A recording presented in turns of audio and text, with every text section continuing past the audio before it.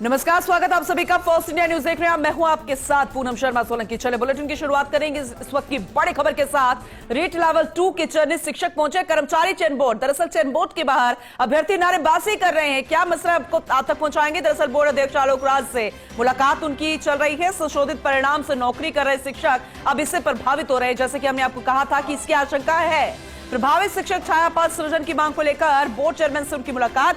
Board ने पिछले दिनों जारी किया था लगभग सभी विषयों का संशोधित परिणाम।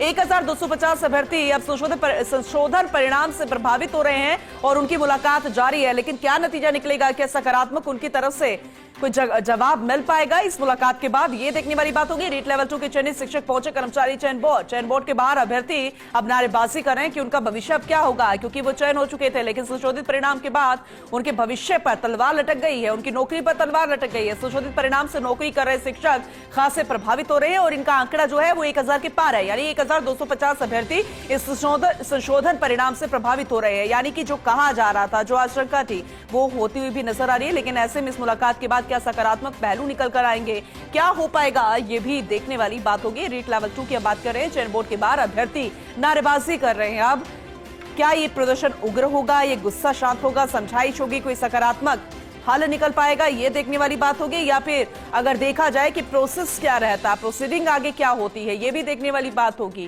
क्योंकि ये तो मालूम था कि अगर संशोधित परिणाम आएगा तो जो चयनित है पहले से ही अभ्यर्थी, उन पर तलवार लटक सकती है, क्योंकि संशोधित परिणाम में प्रभावित हो सकते हैं। और 1, 2, 4, 50 सौ नहीं बल्कि 1250 अभ्यर्थी इस संशोधन परिणाम से प्रभावित हो रहे हैं।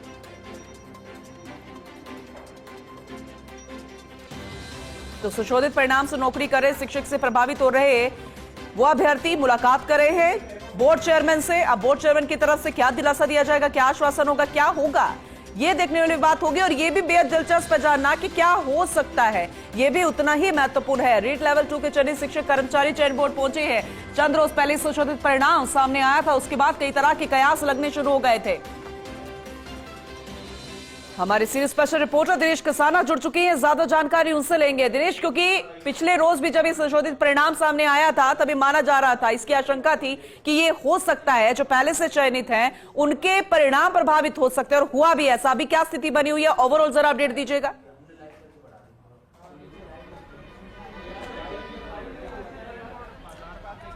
बिल्कुल, देखिए पूनम, हाईकोर्ट के निर्देश के बाद संशोधित परिणाम चयन बोर्ड की ओर से जारी किया गया है। और इस संशोधित परिणाम में करीब 1.5 वर्ष से जो नौकरी कर रहे थे शिक्षक, उनमें 1200 शिक्षक हैं वो प्रभावित हो रहे हैं, जिनमें कुछ अंदर भी होंगे, कुछ बाहर भी होंगे।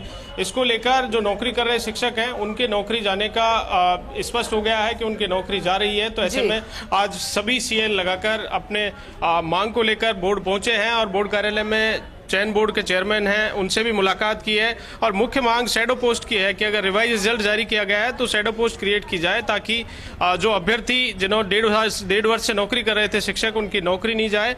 बात हम इनसे ही करते हैं, क्या मांग है आपकी। और सर, हमारी मांग ये है कि 18 महीने से चयनित हो गए हैं और अब इन्होंने रिजल्ट रिवाइज करके कर्मचारी चयन बोर्ड ने अब हमें इफेक्ट कर रहे हैं। हम इनसे यही मांग करने आए थे, शैडो पोस्ट की आलोक राज जी से भी और सरकार से भी। अब सर, हमारी कोई गलती नहीं है, जबकि आश्वासन मिला ये बताइए। सर, आश्वासन तो इनकी तरफ से तो पॉजिटिव ही है, बट पहले भी इन्होंने भी कहा है कि देखो अगर जरूरत पड़ेगी तो आप कोर्ट भी जाओ, और हम भी अपने लेवल से प्रयास कर रहे हैं, आप भी करो। तो सर, हमने कोर्ट में भी प्रयास किया है और उसके बाद भी हमने उनको बताया है कि पूर्व चीफ साहब जस्टिस का राजस्थान बेंच का भी ऑर्डर है, अगर रिजल्ट रिवाइज होता है तो आप इनको चयनित कर्मचारियों को इफेक्टेड नहीं करोगे। सुप्रीम कोर्ट का भी है, पंजाब हरियाणा का भी है, अनेक डबल बेंच का डिसीजन होने के बाद भी अभी हमें इफेक्टेड हो रहे हैं। सर, 6 महीने से परेशान हो रहे हैं।